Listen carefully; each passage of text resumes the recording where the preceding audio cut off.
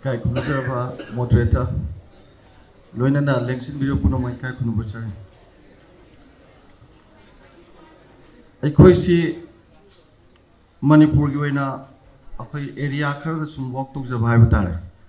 The Manipur Miam is the Kang winning the baton, but all the Toxel was the car. Awabale. He say Pangit of Slay go. Lila Pangit of Slay, with the Awab slave. Magi areas the Kang Mina Tragadi limitations you am lay. But I see is I knowledge am lazy the Habita. Aduna Aduma Puagi, I know Honazam and the Putoxa papers, what all crazy may am the Tams again. I papers title say, Taptama Sungasigi Manipur Kunai. Yam no I says that Tapta have a sadi late. Angang Kapadi Timnako, Tapta Laya Dikini. Equina Tazan Arena. Equation Yunan de Gilakoda, Genghis Khan, Tartar, Takaraku, the tea, Hapuda, Tartar, Lagna, but they could with the Tapta on the river. Adamina Taptas, Maming delay, Dragamanum, the young Kanbam Yori. Genghis Khan on a Kanbam Yori. Aduna in a hand with the happy Tamsarise. I pass again. I explanation Yauser Ram to the pass again. Kunayama the Watok Mayamama, Labor do Matene. Adubu. Watok Mayamadu, Kan Bichangi. Masiki Horipum Tibasangi. Karambo Watok no, Karina Fagani, Miam the Kangan Bichangi. Maram the Miambu Madu Kanglaga section, Piablo Matok Tai. Loyla Lunana, Miam the Makedagi, Langaki Toxil Tarangi Mayo to suit Tanga Bichangi. Madu Tenganabagi the Makta, Honoriva process to Bukwena, political socialization Kawi. Masibu Equina, political socialization Kawi, socialized Tonava agency Yamchangi, highway agency at the Mama Pa, Maitabam Changsing, mass media, who may be on the Simbapan Bi. It had Hazatan and Manipur, the Sesakpa Zayanta, Mayam the Tapta, Haina Kandavanaha, or even Sesakpasina. Also, what Hodangama we have a city, Hyman Matoloy. Maramasina Sesakpamaki Maramda, Sao Krabam Mahikona, the Nina Riven. Marili number paper, see Wapam Haking and Yang Dingada, Taptakanano Habadu, Mateka Matabzage. Taptagi Magi hold these details where I'm Kambire, I am the Tina Pizaribadi. Tapta Masagi Benley, Manasak, by say I am a Mana Sada Sa Ibugumbani, Saiban Basubani, say Yambasutaba Yamnumaiba Pui. Say Yamba social political criticism. Hoy Nushin won't say do Yam Lee. Some the toy out there. Adu Pakang Sabi, sing the pieces Sakta, Naki one with the set Sari was singy. I saw a lamp to the sector within the day, say Karadunday. Matakta Panjariva topic, a Sigamarina, Masigi Manipu Kunaida, Magi, Sagi Mayek Amasum, say Saka, Marilina, but do I in Nezarake. Ngasigi Manipur leriba wathok mayam asi mana sokta bayaude khudam oina mayai kabani sa chabagi thingba lalobagi iran senja thumja HIV AIDS thabak phangdaba ngamkhagi wathok nagagi santigi wari sada sama khoi chamamna na lerise ene senang wari saba sin singba yam leiri aina sum khara padmani maru hoiba masigi su mathakta lengak pasingna lengak pa soiba masung lan ngang mana singbada Pawa Panga say later Vinate. Takragi among the same Biran, a quick Purupsi,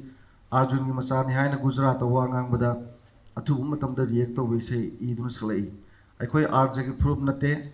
not the Arjun Macha, I quite Kanglisani, Linjen Karava. Yet a sectori. Mata Tamzari Watok Mayam si Pung Sup Suptuna, Puduna Sepamagi say Amakatang Panbayavada, problem Panbay. Karahan and Nainaban, Wainaba, Watok Mayam, Idam Dungi, Lady Vasima Satani, Yambada, Maki, Sina Karam, Sagunagas Aliabasimatai, and the Mayai Kabanisha, Timbada. Manipur the Mayai Kaba, Pot Takpachava, Kuyagle, Lukiana Tingi, do Pabako Hulete,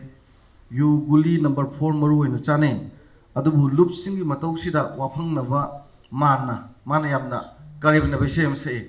you Yumba Kuraibumo, Amadagi President Winnie Havore. Guli Saba Nahana Secretary Winnie Havore. See, Kanawam de Hire the Beraka Portavani. Yampung Nahai, Pazana say, हाइबसी मयाई carb pollen सिनबद थिंगलिबु कांगुदा करी करीनो खरा फरक यावरब्रा याम सिंग उल्लेब योनब यावरब्रा नत्र कई कई खरा तौरब्रा हाइबदु नाकोइना मा लग्नब होय याम powerful नि लालौबगी इरांग द तपता इरमद मणिपुर के ख्वाइदगी सावो वाथोक तिनिंग तमिहुदा लालौरिब मयाम सिनी मखोई अवाब थवाइना पोंथा वैबा जेंतन कुपनी येंगी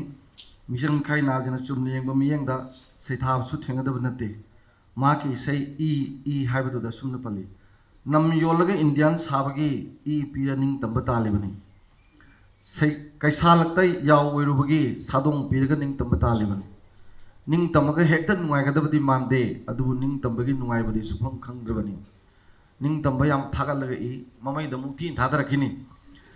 इसै मयेक असिदा इहौ असिगी असिंग मसक्ताई निंग तंबदी सनागी सेंपाक्ता कल्लगदब नते ई पीगदबनी इहौ असि नाकोइना सोकप मानबदी निंग तंब लेबाक भारत ता लेरबसु निंग तंबगी नुंगाइबा मसिगी मसक खंगद्रि हाइरि अमुकसु मतिक चाबा लेबाक मी हाइबनी सिटीजन हाइबनी लेबाक मी ओइद्रबदी निंग तंबलगा हेक्ता नुंगाइगदब नते हाइरि लालो असिदा मांगना टॉप टॉप मेसेज अमा पीबा माकी सै परसेंटेज दा थेंगनै मदुदी कोट खनरगा साउनरगा चंगबलान मंगोल सुवै वोइरोय अथौबै सुथांग नि मुक्लिङै मणिपुर कोलिंग हाइगले कोलिंग त नब फेंगलबदी तुमखिबा ताबने लेबाकसे तुमखिबा ताबने लेबाकसे अदु महाकी प्रॉब्लम हाइबे से सिदा लालोबगी इरांग लोसिलगा सातिगी वाफम लाकनी हाइना पंदबदी नते मरम असिन हक्थेंगना वाहंग अमा इसै असिदि यावी लालोबगी इरांग लोसिलदी शांति लेरोइद्रा लालोबगी प्रॉब्लम हाना सॉल्व तौरदी लेंगा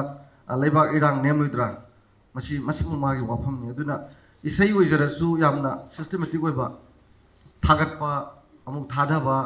लेरिबा ट्रेंड सि क्रिटिसाइज तौरगा अदुगा सोल्यूशन पुथोकपा अदु मागी इसै यामबदा दुम यावे याम तांगबा ओइ संजा थुमजा अमसुंग तपता मणिपुरना भारत नमतिन तिलबा मतुंगदा मंगम इसान सानबगी मरमदी करप्शन असिनी आइगी वाहि नते मागिनी थबक लौब खुदिंग पैसा चाय चौखट खोंथांग याम थबक लेंगाकपना परसेंटेज कपतबा यावदे मसिमंगना तपताना परसेंटेज हाइबा इसै सि खुदोनबा ओइगनी खंजे इसैदा मंत्री सिंगना थिका तौबा चौखट लंबीदा मनिंग का हेना हलकपसी पुथोक्तुना सेफम खुदिंगदा माना सैसकी मदुदी कोट खोई मंत्री सिंगना थिका तौबदे चौखट मनिंग हलकपनी सेमगत सागत चौखट थोरांगी थिकादार सु ओइबनी मकुन्ना इंडियन कथले पोचै लोन योंथोकपदे मणिपुर भूमचाई चाइबनी हो छलाक सारिबनी खोई मंत्री सिंगना थिका तौबदे चौखट मनिंग हलकपनी माकी अपील ने क्रिटिसिजम ने अदु माकी अपील ने इसैजिदा परसेंटेज मैम दो तोपीरो तोलोप तुना इमुंग चलाइबिरो नोय खगी खनबदु तोपीरो प्रजा सिंगी जु खरा खनबिरो याम फोर्सफुल होय इसै मयेगसी खबरदा आर्टिकल ओइना ओजा चिलेन अखोय इउरदी जेल चंगनी आइने ओजा चिलेन द फागी तोय ओजा ओखैसे ओजादी कार अमतु तुंग चले आइदी युम द कार अहुम नि लेसी वो नोन तुंग कीदना नुंदांग इज मचु मो येंगा लंबी का थलम का तरीका को अदो जेंतदी किसु तो दमाने कंजु कल्ले मान ए रिजिंग को लोइना इशू अमतदा नामथोक्तना लोइना येंग मियांगु खंगलगा चप सैरेंग सैदासिने अमुके नमगुन हापगलिसे यम तांगे मागुंब लाकदरा लावइद्रा खंगदि हानाजु पोक्ते को हौजिकांगे अंगांग सिंदा अमुक लाकदौदी मानदे मरमदि निकप याम कले निपुनियबा ताहौबुनि यामना को वाखंदगी कईदगी फीरोंदगी पैसादे लोई ताहौबुनिको हौजिकति अंगांगे चामदा चाम निखलैबको ता सिबाय ओजुदा निकपको इसै साजु निकप जगोय साजु निकप निकप गातोयबको तसेंगना हायबदि अतांगबा इरमदमगी सैसकपनी एन थमजै अमुक सुमाने एमएलए हुमफुदा मागी सै 60 जाबदा सुमिरी नोय हुमफुना पुक्सिल तिनरगा लेमलेबदि क्यादा नुगाइनी नरिल पालगा चुम्ब तोरमदि प्रजाना क्यादा पेननी लेपनिंग लिबदि अमुक तोयबा पैसा चाबे माव खंगबनिना तोसी कनाना हाय ngमदोय माना तरसी कला हाय ngमदोय नो अन अखोयदि सैदि हाइतेबु ngंगदि दुम ngंगे ngमखैगी वाथोक अमसुंग तपता लेबाक अमगी ख्वाइदगी मरु ओइबसि लमनी लम असि ngमखै मखल अहुमनी historical boundary natural boundary political boundary historical boundary di matam akan maningthona loksin ba maru oina lan tobada masidi akan maningthogi matam dana yan lamdu yam chawi ason maningthogi matam dana pi toina ngam khai hongi historical boundary se natural boundary na sing pat to leng dabana leng dana leptun lei akoi natural boundary ga se brahma ge ji yeng di myam ngakkan moi gi uri na moi rom do konjan jan akoi rom gi uri na akoi rom do konjan lak jan kana lai na to ri kain to no gyan ta de uza na tra na koi chamen urmane khale natural boundary na sing pat to leng dabana lepi political boundary di akak na bani asi koi le si political boundary ni adu manipur ngam khai asi phana son maning tho palam badagi palam bagi ngam khai gi di ngasi na hen pixel level hai pe son maning tho na palam box mai pick de masigi su mathakta ngam khai dai yung liba pillar pumba hongdong hongjin tawri kotha gi pillar number 81 hongdong hongjin tawge tapta gi reaction khakali habitai ofam masima gi 81 border pillar da yawi madudi ipai puna thambina bai khoi gi lam sai lising ani helaba khoi gi saktam kangkong sahel lagli asum khoi gi lusing musingna moi gi lukhak chaba hui singna inari hui yam basana react toy asita sunatana manipur gi lamam gi matang da de hanjin sakhi bai sai da lusing puren panbay madudi an bada kabo valley pithokre mathang da juko valley pithokre hojik amu more machet myanmar gi waikre district mari nagaland da pi bai wari sanari yadi manipur si pithokroba makata na barat lengak to onsi duna pi ma gi reaction da yam kan safu kan pi madudi saksu lon khene kitanga khene de yam khene thamoi su khene kitanga khene de yam khene nampu da nomai ma tong da tin khibani manipur bharata hoji amu machet phaklaga yoli bharatna makata na maitai ga manaba proof india manung da leite hairap manaba haibabu china japan korea ni pikra maitai proof thugai ge khalaboi yam kanu we budi yam na khoi gi relevance si yam chong lei bani asumna racial discrimination chong na chathari bisi su ma ki sei mai na reflect tawi isam samna yamna maru oi bangam khai gi wafam mioi lising kya da sepham khuding khan ba atang ba thodo ni akoina kano gi boundary gi kai gi ama india gi magi khoi gi discrimination na na bada racial discrimination jina aroi ba stage da yamna discourse achoba ma intellectual bi oi bado magi se da judum oi re ha bani hai jai se yam tang na yengba miyeng mani tapta ma su mioi bi hok khangwang na ba manipur yamna pikpa lamni adubu mioi bi khangwang na bagi matang da de khusem gi khuthong na ba phar hatpa phar ga thi ba khang da ba matam me na phar ga thamba wang pong ba da ot nei ba third degree method sina ba rape to ba sini jingba manipur yam pi mioi bi khangwang na ba di su na ba tawi masigi maroi ba maram di armed forces special power act 1958 leibanani masidi ta sengna local projection of permanent emergency ni lamdam sida leriba miyam gi hak miyam sigim hak mayam matli chumi bharat ki constitution na fundamental rights tarupi adubu hingjage hai hak leita matamda asigumba rights mayam asi phangan mada kana ba kari leri matang asida state women rights commission phau maya yaudaba che de yak ba kai ga chapmane luri da asigumba hak sing asi yaudana democracy da social security leiba honade matang se tapta gi reaction jamna forceful oi magi se asiga apspagi marok iho to matamda turga chatpada yam chanaba ma khoida boy somda movement chatpaga magi se jiga yam turga chatpada yam chanaba ma we siguma si magi de he yam toy yawe wafa masiga mari lena na magi se ani khak yeng ba yai madudi jitaranjan haiba magi se du man haiba se manipur state women rights maming khaktagi wena tat tori mayum dagi pha khibasing kapna bada sibani haijali amata wena lawsi khoi habani miot minai lepunoi yok tori ba lup sing da su masoi tobagi matang da mahna isai simakta da sumna mu sakli yok tori ba mayam si prajani yaning da yam yaw bone haiba ki dana sum leiba khoi gi lalobu boi gara adagi satra gi lup boi gara mayam gi lup boi gara moin tori si yaning da si mayam yawrim ne ba akhoi kaim hai ngam de ba tap ta di ta hai ba thi ore mai tonga li se ko iho khara khaki atatai khongjang di mai pak loi tonga na chaning nu panthung du yongam loi malem da chana draba amuba ain sing asigi makuta sigdo saru masigi mayok ta ning tamna lawam laga sikibane na phai lawriba phirep si mai isai gi quote ni hira masida amuka suma ki sei prime minister da lamda masigi lengak mapuna delhi gi lengak pada ka hena nonjaba masung isu pu maje pukat bangam da bagi reaction chawna uli asum na mahakna iduna sakli Assam Rifles CRPF BSF Army ubada kiringai Assam Rifles sidi tankraponi da as loina mak kijaida Manorama gumbi kaya misam kaya loina mak khangine hairu walobi de kibai nik tunu lari kanda Home Minister unaruso Prime Minister thenaruso halaga habana troha mai isagi manung ni ko anko masidi khara phari kwaidi kanba lengang na sonbigi reaction du yengbiu mai masigi reaction je masini sei na kwaidi thawai tajaris aidi masi isai na te phajana I tho kangan mama thela tamjan pajara ke ko ai khoi MLA minister singse Prime Minister hek ubuga jansin makhong pairaga hojikana zero soron therapy haina bdo mimang tumang khangde pangku khuram du male dam phajana hai masi ateina pa hai ngamoy asumna achumba lenga ge thodo kya thangna phana phongdok pa tangani tapta amasung NSNM gi peace talk sidang mana kai thamge yengse Manipur miyam na khwaidik khoisaung na ba isu amadi peace talk nagala lawba sigini sai kun hela phaw losindri maramdi Manipur gi pana mari nagagi lamoina setop gi wafam yawre pana is district ni ko asigumba demand greater Nagaland South Nagaland separate administrative unit punamaksi react tawada June 35 yamna chawu reaction magi sei mayek amasung sei sakta pi madudi tandan pai he ko tandan pai he mixe ai tandan pai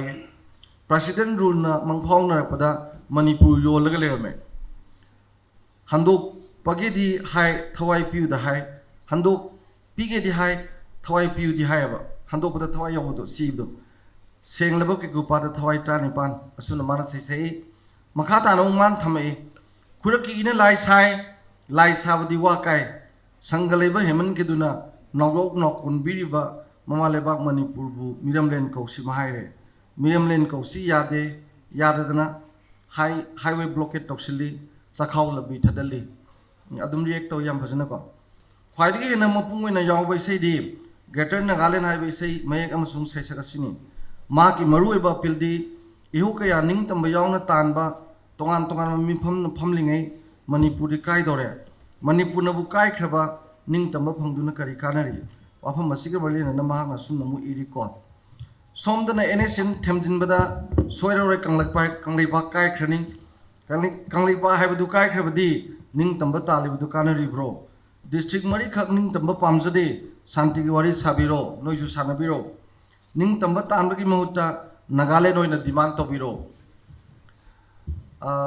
sumaina Manipur gi isu mayam jingse ina magi isaiga sagon na baji yengjaraga aigi waroisin laksare magi isai mayam ji loina maksi nainaradi yam lungai ni sahi imdi bhajan sangni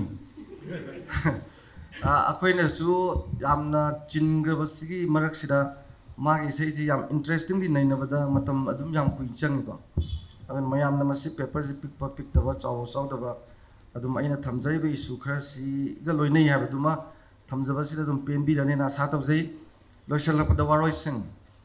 loisinjarapada thamjaningbadi mayamna tapta haina khangnaba jayantagi sei mayek mamangda sumna iba laikide sada sa socio political criticism ni hauzik oriba Manipur gi phiyom jiga su yamna chane yamna tanglibadi masana su iba saiban ba su oiba music su puthokpa mangna su sakpa saisakpa Manipur imagi tangla physical lanni adubu wahi wata kannaba phajana ba honnabada Kanglup ambu thina seiba mayek singsidi yahon daba phabra khanjai matung dasu tobi daba phabra khanjai masina seisapagi magun hantan ge tawi naina se asi jari bai gi market gi haijen badi Manipur da ani sudriba tang khraba seisakpanina afaba sinjak sadana haksang sajel tawdana mahiro kaya putoki dana na dektana punsi nung sang na leina na bado honan janingi maramdi mamang da su thokidri matung da su mulak tabi yam tange bako aduna pha sinjar gam sani ताइबंग मपुन मतम कुइना मियाम के थोगल तौदना पुंसी नुंसांगना नाद येक्तना लेबा पिना बिसनो हायना निजरी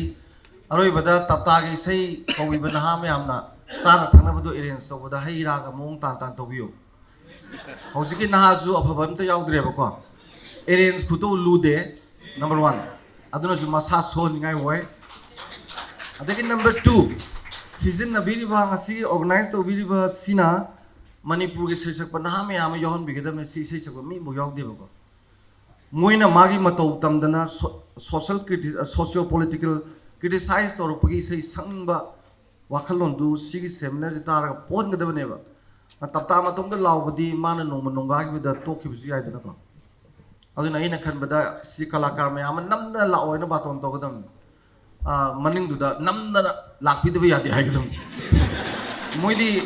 याम पोंगजबनेबको अखोइगदी मणिपुरदी खितंग हैगलगदी लोइनब पोंगजब गातनी पोंबगी फबसु लई पोंगिङै सुम लाथोखितनको मसी थमजरगा पुनः पुखरमजै thank you very much